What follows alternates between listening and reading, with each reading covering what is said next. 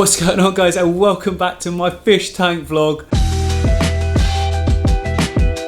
Behind me you can see the new racking system. It's looking great. One side we've got shrimp at the moment and some killifish and some nano fish as well, and the other side we just got some plants being stored, but not forever because that would be a very expensive plant rack, wouldn't it? Yeah, so quick little recap for those of you that aren't aware. So in here, look, I've got this amazing pair of killifish. If it focuses, which it has, there you go. Look at that, stunners, absolute stunners. Male and female, oh no. The lights have gone off. Well, that won't do. I'll have to get them back on. Hang on. And we're back in action. So yeah, we've got the lyre tails. I couldn't pronounce them before, but you guys said that's how it's pronounced. So if it's wrong, sorry. Lyre tails in that one. Crystal red shrimp in this one next to it. They are doing great. Not seen any babies yet, but tons of molts going on. Melts are the shells that surround their body. When they grow out of them, they just pop them off and then they do it again until they're massive, like this one here. The Goliath right in the middle there.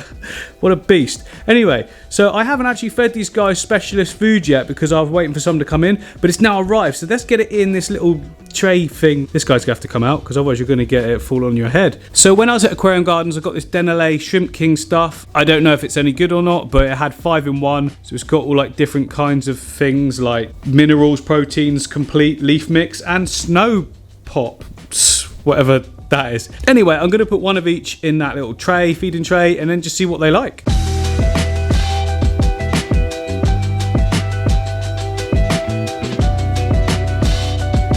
Whoa, whoa, whoa, what is this wizardry? Look at this snow pops thing. It's like growing. I guess that's why it pops. It's getting massive. Never seen that before. Looks pretty cool. I hope they like it. Well, look, the shrimp are straight on it, so that's a really good sign. That's the first food I put in where the shrimp would jump straight on, so nice one, Denelay. I mean, knowing my shrimp, though, I'll come back tomorrow morning and none of this food will be in the bowl. It'll be scattered about the place, or maybe it'll all be eaten. I mean, that'll be even better. You know, I'm looking to breed these shrimp, and it's important to get quality food into them because, you know, they are what they eat. Same with all of us, really, isn't it? So hopefully this stuff's really good. Now currently they are the only shrimp that I've got apart from a few Amanos that I've got in this one. So I have got some new blue bolt or blue dream shrimp. What's the difference? Blue bolt, blue dream? Anyway, I got some cool blue Neocaridina shrimp that I want to put in this one. And here they are over by the sink in this pot. Look, I took them out of the bag because I picked them up earlier on this morning. Didn't want to keep them in the bag, so I've just put them in here with some nice clean water that looks kind of hazy, but it's not. So I can put those straight in. I've got 10 blues there and a couple of babies as well, which is nice. I just need to drip acclimate them for a little bit to make sure that like the water parameters are the same. Temperature wise are already good, but you know, that water is probably very different to the stuff that I got in a different county. It's the county next to me from where I got them. So from where I got them, I don't even know what that means. Anyway, drip acclimate. Click subscribe.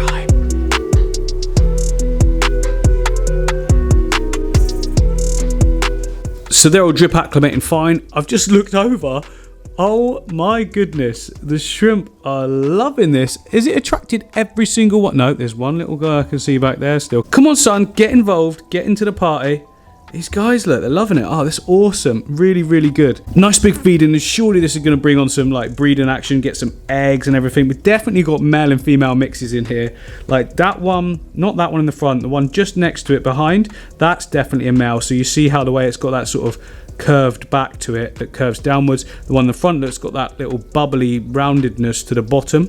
So that's how you distinguish between the males and females. But these shrimp are gorgeous. Absolutely love them. I mean, they are my favorite as well. Like, you can get tons of... Oh no, the one that I have seen that looks amazing is the blue ones that have got orange eyes. I mean, that's crazy. I've got to get hold of some of those at some point. So my original plan was to scape all of the shrimp tanks you can see behind me, but I'm having so much fun just collecting them and seeing, you know, the behavior, learning more about them, that I'm just going to keep them as they are, as like a few plants and a little bit of substrate, which is the tropical aquasoil. I'm just going to keep it as it is for now, and just watch them and learn and try and get them breeding and get those numbers up. Those numbers up. Those are rookie numbers in this racket. And just really enjoy that part. I've got so many tanks I've aquascaped here, and I'm actually going to be scaping all 6 of these ones for nano fish, and for the killifish as well. Getting way more involved in the killifish. You guys loved those. You loved that video. I love them.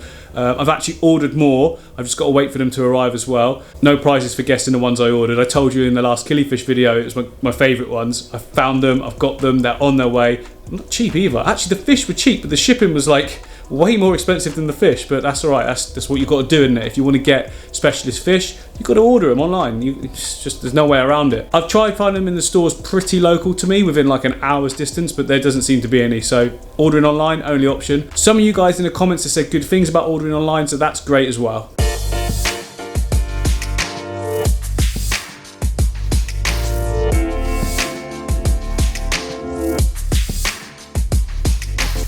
Well, the shrimp have now been acclimating for 40 minutes. In fact, I'd actually forgotten about them. I was away editing, but look, it's all fine, it's all good. So we can now put them into their new home.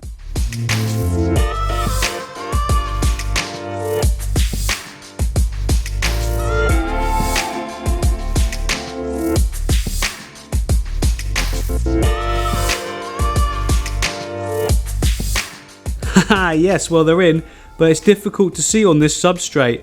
I'm going to be taking this clam out, by the way, guys. It's absolutely fine. It keeps opening and closing, and it's actually travelled from this spot here all the way across there. So it's still alive and well. I didn't actually know they moved, so that's pretty cool. But I'm going to be moving it into a bigger tank. It's not staying in here. In fact, I'll do that in just a second.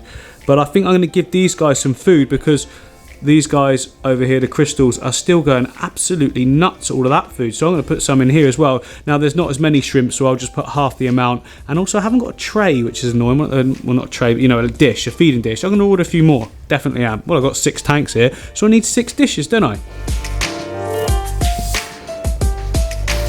Well, I was going to say hopefully we'll come back in a minute and there'll be shrimp on these, but there's already 1 on there straight away, but I'd like to see all 10 on there as soon as possible. I think I've probably fed way too much there, but you know, any extras that are not eaten in the next sort of like hour or so whilst I'm here at the studio, I can just suck out with a turkey baster so that it doesn't go like foul and it doesn't cause any ammonia spikes in the water, because you don't want that at all.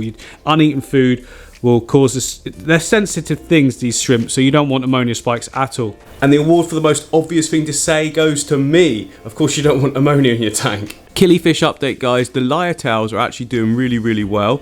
They're always coming out. Well, they're all doing well, don't get me wrong, but the lyre tails are brilliant because they're always out. They're always at the front. Just fed them, look, you can see all that food on the surface. Just a little pinch, look. There's only 2 fish in there, remember, so you don't need like loads and loads. But yeah, these are brilliant. They're so fun. And this one here, this male particularly, he just comes to greet me whenever I come in the room, which is quite nice. I wish the other ones would do the same. So moving down, in this one, we've got the volcanoes. Now, the female, you can see there, look, she is always coming out, which is brilliant. We get to see her quite a lot. The male sits right at the back there. I don't know if I'm picking him up at all, but he sits right at the back. No, I'm not picking him up. Where is he? Well, now I don't even know where the male's gone, but he was here 2 seconds ago because I checked where they were before putting some more food in for them. But the fact that she's come out, because she was hiding as well, so she knows that there's food in the water, so that's brilliant side. We need them to get eating, don't we, obviously? Well, hello, though. You're very friendly, aren't you? Oh, that's good to know. Look, she eats from the bottom, which is good. I was a little bit worried that if they didn't get the food that was falling, that they wouldn't eat, but that's not the case. Look, I've seen her eating off the bottom, and I've seen others as well. The other ones at the top. See, there you go. She grabbed that one. Nice. Spits it straight out. Very ungrateful. It's not free, you know. You have to pay for this. Stop spitting it out. And over to the Splendid. Well, he's just in the same spot as when I first got him. But that's fine, you know. He's cool. He does come out because I've come in the room and he darts back. That is his little cave in the back there. Am I making him out? I think I am. Right next to where that sort of white ceramic bit is on the plant there. He just sits there. This is my home. I like my home. I'm safe. I'm safe here. And oh, hello, Mr. Snail. You're loving the home though. You're exploring. That's good. That's what we want to see. Some exploration of the tanks. Many of you noticed in the last video as well. This plant right here, the Blixia japonica, hanging on by one little piece of root. Well, it's starting to root more now. I mean, I could replant it, but it's quite fun watching the roots come. Well, it's not fun. It's like watching roots grow. What am I talking about?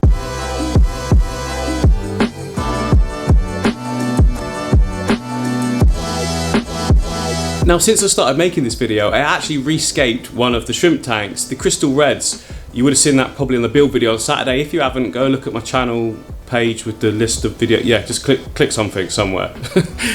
That's not great sales for a channel, is it? But anyway, who cares? They've been set up for 3 days now. Let's have a look at how they're getting on. Hey, look at this swimmer. Wait. Yeah, doing really good. Oh, let me turn the light off. It might stop that stuff in the background. Is that better? Yeah, I think that's better. Okay, so a few of you were concerned. You were saying about this what's it called? Sponge filter. The fact that it's so close to the surface means it's going to be less efficient. Well, I mean, the water's crystal clear and it's clearly sucking stuff in because it's already got like a haze on it, and you know, I think, to be fair, it's efficient enough for what we need for this size tank. It's just, you could probably go filterless with this and still do really well if you kept up on your water changes. You certainly could with the other tanks because they've got loads and loads of stem plants in, and stem plants, as we know, suck out nutrients from the water column. But to the shrimp, so they've eaten everything that was in their little dish, which is good. I did take some out because it was massively full the last time I fed them. I'm kind of learning as I go along how much to feed them, and basically those little sticks you put in, you probably just need one tiny bit broken off for the amount of shrimp I've got in here at the moment, and they will just munch through that in no time. So already you can see that the Hydrocotyle Japan, which is this sort of clovery looking leaf, that has already started to straighten up and start to grow upwards. Now some people can be like, oh, don't put that in your tank, it's very invasive and it just grows everywhere. Good. That's what I want. You can just trim it back so easily. Like, you can just pull one bit and it pulls the rest up. So it's easy to actually look out for. But I'm really looking forward to the Blixa japonica in the middle there. That will thicken up and get huge, just like we're seeing in this tank now. This is the Ember Tetra one. Many of you have seen this as well. See the Blixa japonica at the back there? See how it's just doing the nice wispiness? That was a tiny little plant when I put that in. And now it's like that. So these are actually already a half decent size. They're going to be massive in no time. I'm going to have to keep up on the maintenance of this tank, or it will just turn into a messy jungle. That's the thing with the stuff. With a tank like this that's like kind of wild looking, it can get out of control fast. So I'm not one who's been great at keeping up on maintenance in terms of trimming and things, so for this one I'm going to make sure I do. Betty, where are you? I don't see Betty, everyone. Where's Betty? You know Betty? The biggest one, the absolute beast, the monster crystal red shrimp must be at the back. I mean, to be fair, those ones over there on the filter, they're pretty decent size. Betty, where are you?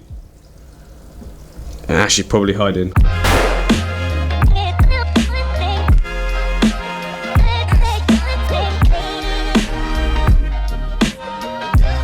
So I'm actually expecting another shipment of shrimp to arrive this week, and I'm hoping to come in that shipment because sometimes you don't get what you ask for. Just a load of the standard cherry shrimp. Now I want to start breeding them in obviously these aquariums, but when I start getting bigger numbers, I'm going to move them across and just populate all aquariums, because shrimp are amazing at cleaning your tank, especially breeding shrimp. Now Amano shrimp are like the king of cleaners when it comes to shrimp, but they don't breed in fresh water. You have to have sort of brackish water, and even then it's only been done by a few. I'd love to have a go at it someday, but at the moment I've got loads of other things going on. Many of you have actually asked me to do it, but I just don't have the time at the moment, not with these projects, and they've got some big projects coming as well. But cherry shrimp, on the other hand, they breed in fresh water, and they breed a lot. The numbers tend to be exponential in terms of growth, so like you'll start off with a good amount to start off with is about 20. That starts the colony, you're going to have good females, good males, and before you know it, you're sort of putting babies across to other tanks, and they're starting their own. Cherry shrimp are brilliant. I did have a lot going in a few tanks in my very first shed, but when I had to break down all the tanks to move into the newer studio, not this one, the second studio, this is the fourth studio now. Wow, this is happening fast. Yeah, I lost a lot of the shrimp because they don't like massive parameter changes, so if you just like drain a load of the tank water and fill it up again, it's very difficult. You do tend to get a lot of die-off. I didn't get the die-off straight away, but it happened over time, and before you know it, yeah, the numbers dwindle. But I want to give it a go again and get back onto it. But that is it for this one, guys. If you haven't already, click the like and subscribe button, and I will see you on the next one.